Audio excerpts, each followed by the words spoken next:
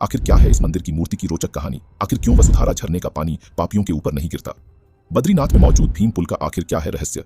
आखिर क्या है तप्त कुंड का रहस्य जिसके पानी का तापमान हमेशा 54 डिग्री रहता है? आखिर क्यों हो जाएगा बद्रीनाथ धाम जल्द ही विलुप्त?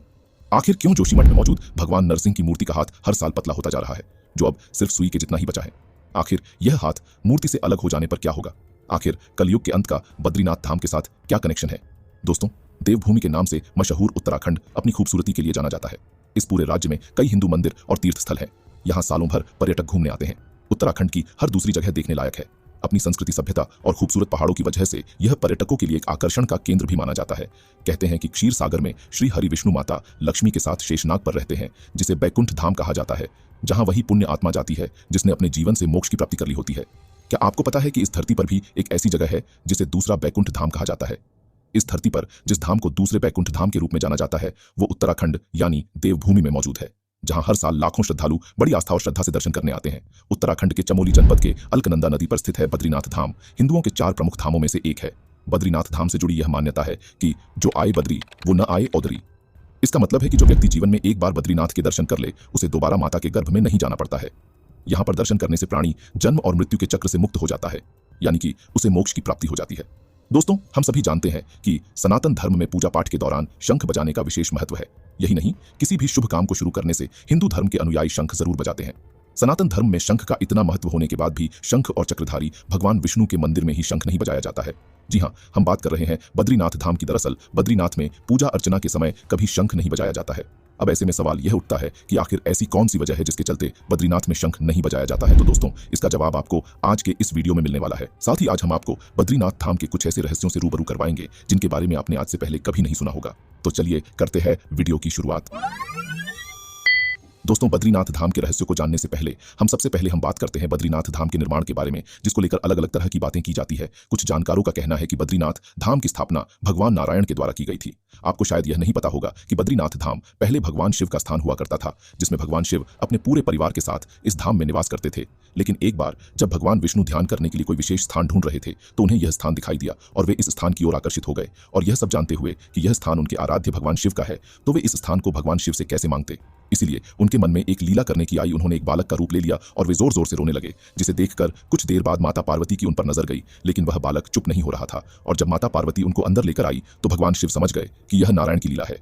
भगवान शिव ने कहा कि तुम इसे छोड़ दो, यह बालक स्वयं ही चुप हो जाएगा। लेकिन माता पार्वती नहीं मानी और नारायण रूपी बालक को अंदर सुलाने के लिए ले आई। तभी भगवान नारायण के मन में एक और लीला करने की आई और उन्होंने धाम का अंदर से दरवाजा बंद कर लिया। और जैसे ही भगवान शिव अंदर जाने का प्रयास करते हैं, तो भगवान नारायण ने कहा कि प्रभु, मुझे यह धाम पसंद आ गया है।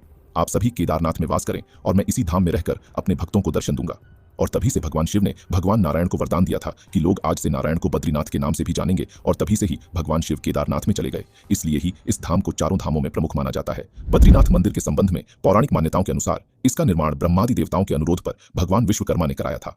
चलिए अब हम एक एक करके बद्रीनाथ धाम से जुड़े हुए तमाम रहस्यों से पर्दा उठाते हैं। नंबर 1, बद्रीनाथ मंदिर में मौजूद मूर्ति से जुड़ा रहस्य। बद्रीनाथ मंदिर में भगवान विष्णु की मूर्ति की पूजा की जाती है। यह मूर्ति 1 मीटर लंबी है, जिसे शालिग्राम से निर्मित किया गया है। और इसके बारे में मान्यता है कि इसे आदि गुरु शंकराचार्य जी ने 7वीं शताब्दी में अलकनंदा नदी से निकालकर स्थापित किया था। और यह मूर्ति भगवान विष्णु की स्वयं प्रकट हुई प्रतिमा में से एक मानी जाती है। दरअसल 6वीं शताब्दी के आसपास इस मंदिर की सुरक्षा के लिए कोई भी सैनिक तैनात नहीं थे। इसलिए हुडों और बौद्धों के डर से पुजारियों ने इस मंदिर की मूर्ति को सुरक्षित रखने के लिए अलकनंदा में फेंक दिया था। सैकड़ों वर्षों के बाद जब शंकराचार्य बद्रीनाथ पहुंचे, तब उन्होंने पुजारियों से मूर्ति के बारे में पूछा, तो उन्होंने बताया कि मूर्ति को सैकड़ों वर्ष पहले हमारे पूर्वजों ने हूणों के डर से अलकनंदा में फेंक दिया था। और हमें यह ज्ञात नहीं है कि उन्होंने कौन सी दिशा में मूर्ति को अलकनंदा में डाला था। इतना सुनते ही शंकराचार्य ने ध्यान लगाया और अलकनंदा की ओर चल पड़े और अचानक से नारद कुंड में कूद गए। यह देखकर पुजारियों में हाहाकार मच गया, क्योंकि नारद कुंड का काफी विशाल भंवर था, जिसमें किसी का जिंदा बचना मुश्किल लगता था। लेकिन शंकराचार्य देव पुरुष थे। जब वह बाहर आए तो उनके हाथ में बद्री विशाल की मूर्ति थी। शास्त्रों के अनुसार इस मंदिर के बारे में बताया गया है कि इस मंदिर में विराजमान भगवान नारायण की पूजा 6 महीने इंसान और 6 महीने देवता करते हैं। नंबर 2, हर साल केदारनाथ की तरह ही 6 महीने के लिए बंद होते हैं इस मंदिर के कपाट। हर साल केदारनाथ धाम के कपाट भाई दूज के दिन 6 महीने के लिए बंद कर दिए जाते हैं। इसके बाद अक्षय तृतीया पर खुलते हैं। कपाट बंद होने की तिथि की घोषणा विजयदशमी के दिन होती है और कपाट खुलने की घोषणा महाशिवरात्रि के दिन की जाती है। वहीं बद्रीनाथ धाम के कपाट आमतौर पर केदारनाथ धाम के 2 दिनों बाद खुलते हैं। अब आप में से ज्यादातर लोग सोच रहे होंगे कि बद्रीनाथ धाम के कपाट 6 महीने के लिए बंद क्यों कर दिए जाते हैं। तो दोस्तों, आपकी जानकारी के लिए बता दें कि बद्रीनाथ धाम उत्तराखंड के चमोली जिले में है और हर साल अक्टूबर से नवंबर के महीनों में यहाँ पर तेज बर्फबारी शुरू हो जाती है। इसके कारण आवागमन के रास्ते बाधित हो जाते हैं। इस कारण से हर साल बद्रीनाथ धाम के कपाट को बंद कर दिया जाता है। वहीं बद्रीनाथ के कपाट बंद होने के बाद उनकी पूजा जोशीमठ के नरसिम्हा मंदिर में स्थित बद्री विशाल उत्सव मूर्ति के तौर पर चलती है। नंबर 3, नहीं बुझती है इस मंदिर की अखंड ज्योति। बद्रीनाथ मंदिर के बारे में यह एक आश्चर्यजनक तथ्य है कि 6 महीने के लिए मंदिर बंद होने के समय यहां जलाई जाने वाली अखंड ज्योत 180 दिनों से भी अधिक बिना तेल और बाती के लगातार जलती रहती है। जी हाँ दोस्तों, जब मंदिर के कपाट बंद किए जाते हैं तो उस समय पुजारी यहाँ पर एक अखंड ज्योति जलाते हैं और जब 6 महीने के बाद दोबारा से कपाट खोले जाते हैं तो यह अखंड ज्योति सभी को जलती हुई ही मिलती है, जो आज भी वैज्ञानिकों के लिए किसी रहस्य से कम नहीं है। नंबर 4, बद्रीनाथ धाम के ब्राह्मणों से जुड़ा रहस्य। 7वीं शताब्दी में आदि शंकराचार्य ने नारायण की मूर्ति को नारद कुंड से निकालकर यहां स्थापित किया था और उन्होंने यह परंपरा शुरू की थी कि उत्तर भारत में दक्षिण के ब्राह्मण और दक्षिण भारत में उत्तर के ब्राह्मण पुजारी बने, इससे संस्कृतियों का आदान प्रदान होगा। यही वजह है कि बद्रीनाथ मंदिर में केरल के नंबूदरी ब्राह्मण ही रावल बन सकते हैं। रावल बनने के लिए जरूरी शर्त है कि वह ब्रह्मचारी हो, वह संस्कृत और वेदों का ज्ञान रखता हो। रावल बनने से पहले नायब रावल बनाया जाता है ताकि सारी परंपराओं का सही ज्ञान हो जाए। इनका चयन बद्रीनाथ मंदिर समिति करती है। इसके अलावा दोस्तों, सबसे हैरान करने वाली बात तो यह है कि बद्रीनाथ मंदिर में मौजूद मूर्ति को कोई सामान्य व्यक्ति स्पर्श नहीं कर सकता है, केवल पुजारी ही मूर्ति को स्पर्श कर सकते हैं। वैसे तो बद्रीनाथ मंदिर की कई परंपराएं और मान्यताएं चौंकाने वाली हैं। ऐसी ही एक परंपरा है यहाँ के रावल यानी मुख्य पुजारी से जुड़ी हुई है, जिन्हें साल में 2 बार स्त्री वेश धारण करना पड़ता है। रावल पूरे साज श्रृंगार के बाद ही मंदिर में प्रवेश करते हैं। अब आप में से ज्यादातर लोग सोचेंगे कि आखिर पुजारी को ऐसा क्यों करना पड़ता है, तो चलिए इसके पीछे का कारण हम आपको बताते हैं। दरअसल बद्रीनाथ मंदिर में भगवान विष्णु अपने 24 स्वरूपों में से एक नर नारायण रूप में विराजमान है। नारायण के साथ ही लक्ष्मी जी की पूजा होती है, साथ में गणेश जी, कुबेर और उद्धव के भी विग्रह हैं। लक्ष्मी जी का मंदिर बाहरी हिस्से में है। विजयादशमी के आसपास मंदिर के कपाट बंद कर दिए जाते हैं। इसके बाद वसंत पंचमी के दिन कपाट खुलने की तारीख मुहूर्त देखकर तय की जाती है। सामान्य तौर पर अप्रैल माह में मंदिर के कपाट खोले जाते हैं। इस बीच रावल को कपाट खोलने और बंद करने की परंपरा का निर्वहन करना होता है। हिंदू परंपरा और संस्कृति के अनुसार पुरुष किसी पर स्त्री को नहीं छूता। ऐसे में रावल को लक्ष्मी जी की सखी पार्वती का रूप धारण करना होता है। वह सखी बनकर जाते हैं और लक्ष्मी जी के विग्रह को मंदिर में लाते हैं। इस बीच उन्हें स्त्रीवेश धारण करना पड़ता है। नंबर 5, बद्रीनाथ में पिंडदान से जुड़ा रहस्य। दोस्तों, ऐसा कहा जाता है कि पांडवों ने बद्रीनाथ धाम में ही अपने पितरों का पिंडदान किया था। यही वजह है कि आज भी बद्रीनाथ के ब्रह्मकपाल क्षेत्र में लोग दूर दूर से अपने पितरों का पिंडदान करने आते हैं। कहते हैं कि इस स्थान पर पिंडदान करने से पितरों की आत्मा को नरक लोक से मुक्ति मिल जाती है। स्कंद पुराण में ब्रह्मकपाल को फलदायी पितरकारक तीर्थ माना गया है। ब्रह्मा जी जब स्वयं के द्वारा उत्पन्न शतरूपा की सुंदरता पर मोहित हो गए थे, तब शिव ने अपने त्रिशूल से उनका 5वां सिर काट दिया था, जिससे शिव जी को ब्रह्म हत्या का पाप लगा था। भगवान शिव को भी इसी स्थान पर ब्रह्मा की हत्या के पाप से मुक्ति मिली थी। नंबर 6, बद्रीनाथ धाम में मौजूद वसुधारा झरने से जुड़ा रहस्य। बद्रीनाथ धाम से तकरीबन 4 किलोमीटर की दूरी पर वसुधारा झरना मौजूद है, जो आज के समय में कई रहस्यों को अपने अंदर समेटे हुए है। इस झरने का पानी तकरीबन 400 फीट की ऊंचाई से नीचे गिरता है, जो देखने में काफी मनमोहक लगता है। ऐसा बताया जाता है कि पांडव महाभारत युद्ध के बाद इसी वसुधारा के रास्ते से होकर स्वर्गारोहिणी यात्रा के लिए गए थे। 5 पांडवों में से सहदेव ने इसी वसुधारा के निकट अपने प्राण त्यागे थे। इस वसुधारा झरने का पानी हर किसी व्यक्ति पर नहीं गिरता। इस झरने का पानी मन में पाप रखने वाले व्यक्ति के ऊपर कभी नहीं गिरता। इस झरने का पानी पापियों के शरीर को नहीं छूता है। जो सच्चे मन व सात्विक भावना से यहाँ की यात्रा करता है, जिसका मन पवित्र होता है, जो पुण्य आत्मा होता है, उसी के ऊपर इसकी बूंदें गिरती है। ऐसा कहा जाता है कि जिस किसी के ऊपर इसका जल गिरता है वह पुण्य आत्मा होती है, वह उसे मोक्ष का अधिकारी माना जाता है। इतनी अधिक ऊंचाई से गिरते झरने के पानी की बूंदें दूर से अति मनमोहक नजर आती हैं।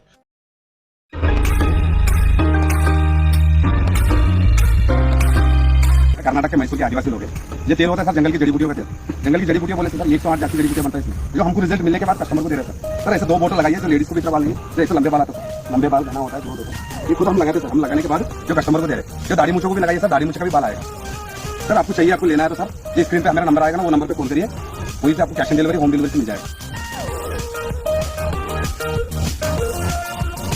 यही तेल होता है जो हम खुद लगाते हैं सर। यही तेल सर, ये थोड़ा सा ऐसा तेल बालों में हाथ में लगाने का, थोड़ा सा निकाल के सर इसको 4 उंगलियां ऐसा दबा के जो बाल सिर के ऊपर है ना सर, ऐसा।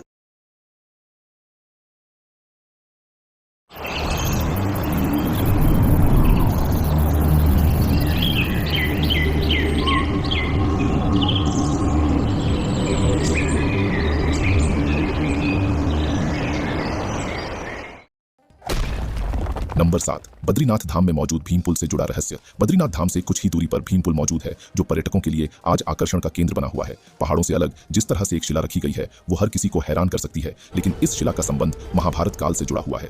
ऐसी मान्यता है कि स्वर्ग की यात्रा के समय द्रौपदी व पांडव रास्ते में सरस्वती नदी को जब पार न कर सके तो महाबली भीम ने एक बड़ी सी शिला को उठाकर नदी के दोनों छोर पर रख दिया व आगे जाने का मार्ग प्रशस्त किया। तभी से इस पुल को भीम पुल के नाम से जाना जाने लगा। सबसे हैरान करने वाली बात तो यह है कि इतनी बड़ी शिला को भीम ने केवल अपनी उंगलियों की मदद से उठा दिया था, जिसका प्रमाण आज भी आपको इस शिला पर देखने को मिलता है। भीम पुल के पत्थर में 5 अंगुलियों के निशान आज भी देखने को मिलते हैं। भीम पुल भारी शिला से निर्मित ऐसा सुरक्षित पुल है जो आज भी सैकड़ों लोगों की आवाजाही का साधन है। नंबर 8, बद्रीनाथ धाम के प्रसाद से जुड़ा रहस्य। दोस्तों, बद्रीनाथ धाम में श्रद्धालुओं को दिया जाने वाला प्रसाद भी अपने आप में एक विशेष मान्यता रखता है, क्योंकि बद्रीनाथ धाम पहुंचने वाले श्रद्धालुओं को तुलसी का प्रसाद वितरित किया जाता है। बद्रीनाथ धाम में सबसे ज्यादा तुलसी का प्रसाद ही चढ़ाया जाता है। इसके पीछे का सबसे बड़ा कारण यह है कि तुलसी बद्रीनाथ के आसपास के इलाकों में बहुतायत में पाई जाती है। स्थानीय लोग इसे केवल भगवान को अर्पित करने के लिए ही तोड़ते हैं। बद्रीनाथ आने वाले श्रद्धालु इस प्रसाद को अपने घरों ले जाते हैं। इसकी खासियत यह है कि यह ठंडी जलवायु में ही उगती है और इसकी खुशबू महीनों तक बनी रहती है। नंबर 8, बद्रीनाथ में मौजूद तप्त कुंड का रहस्य। दोस्तों, वैसे तो बद्रीनाथ मंदिर चारों ओर से बर्फ से ढके पहाड़ों से घिरा हुआ है, लेकिन यहां से कुछ दूरी पर एक ऐसा कुंड स्थित है जहां पर ठंड के बावजूद भी इसका पानी हमेशा गर्म रहता है।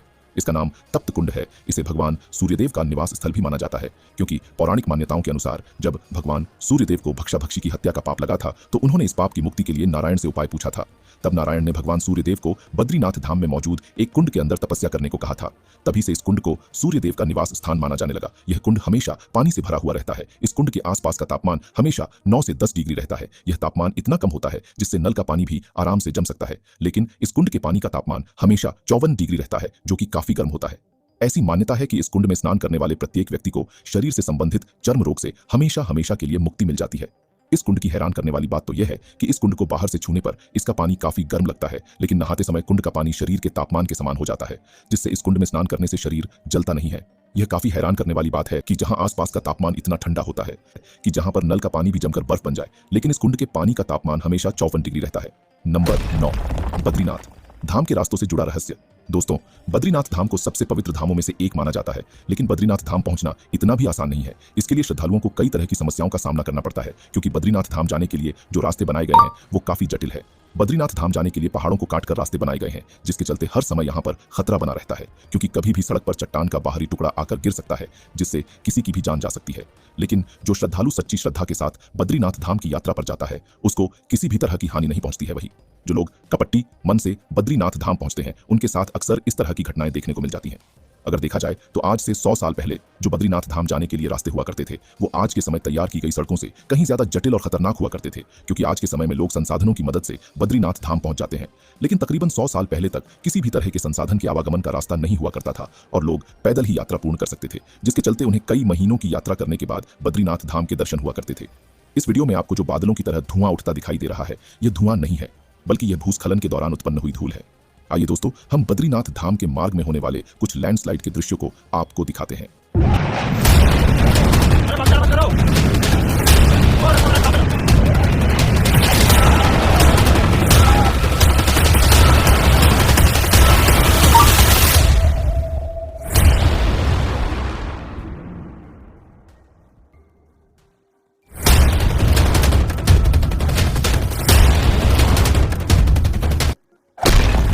नंबर 10, बद्रीनाथ धाम में शंख क्यों नहीं बजाया जाता। मान्यता के मुताबिक मंदिर के प्रांगण में तुलसी भवन नाम की जगह पर एक बार लक्ष्मी जी ध्यान मुद्रा में बैठी थीं। उस समय भगवान विष्णु ने शंखचूर्ण नाम के दैत्य का वध किया था। भगवान विष्णु नहीं चाहते थे कि उनकी ध्यान साधना में कोई विघ्न आए, इसलिए उन्होंने शंख नहीं बजाया। तभी से बद्रीनाथ धाम में शंखनाद नहीं किए जाने की परंपरा की शुरुआत हो गई।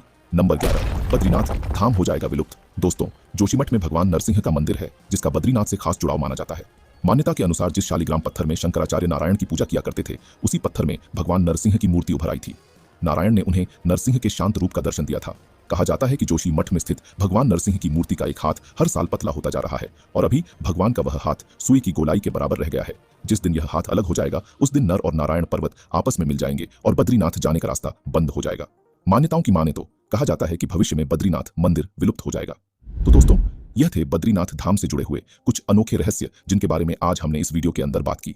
उम्मीद करते हैं आपको हमारा आज का ये इसी तरह के इंटरेस्टिंग वीडियो का लुत्फ उठाना चाहते हैं तो सबसे पहले इस वीडियो को लाइक करके चैनल को सब्सक्राइब जरूर कर दें और बेल आइकन दबाना ना भूलें, ताकि आपको लेटेस्ट वीडियो का नोटिफिकेशन मिल सके। दोस्तों, बाबा बद्रीनाथ के चमत्कार